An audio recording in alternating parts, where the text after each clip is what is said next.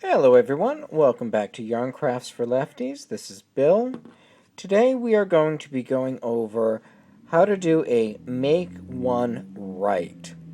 A make one is one of those stitches that can be a little odd for a left-hander, because if we watch right-handed instructions, what we end up making is the opposite of what the right-hander does. So these two videos that I'm going to do, this is going to be a make one right, and then there will be its companion to do a make one left, so that way you're able to achieve what you need the right way.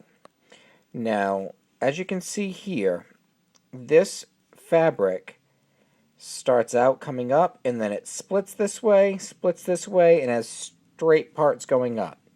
It's because I've done make one increases along both sides.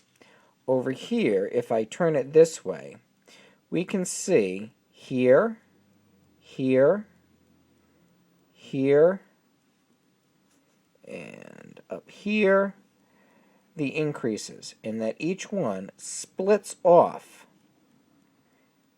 towards the right-hand side. That is a make one right, as opposed to your make one left, which is over here, and they branch off towards the left. So let's start out with going over how to do a make one right, and then when you need to see how to do a make one that is a make one left, I'll make sure that the link for that video is at the bottom of this one to make life easy.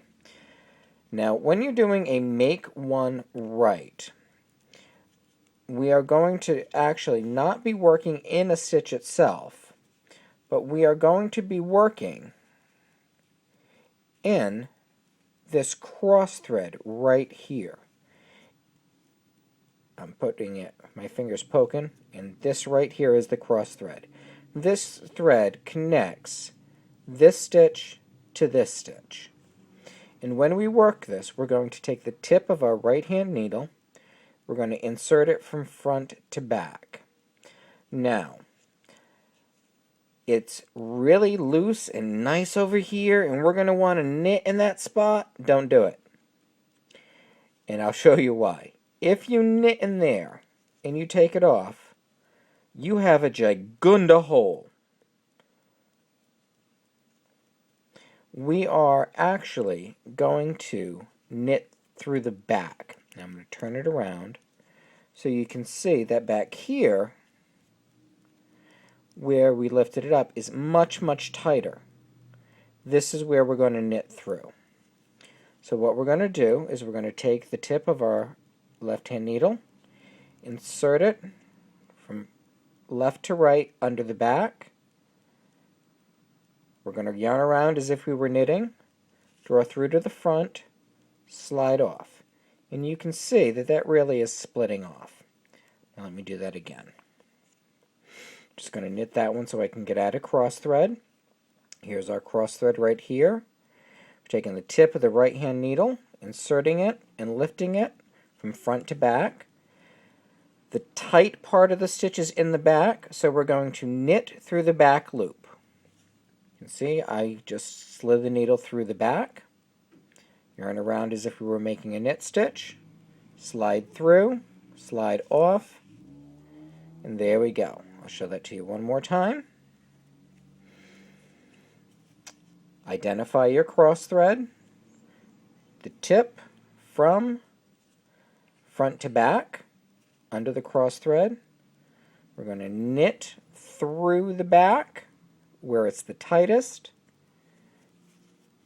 slide the yarn forward, through, and there we go. We've just made our make one right.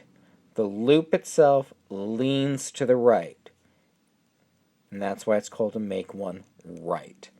You'll especially be paying attention to using a left or a right make one in particular if you're doing a gusset, which is essentially what this created here. If you're doing a glove or a mitten, you'll create a thumb gusset.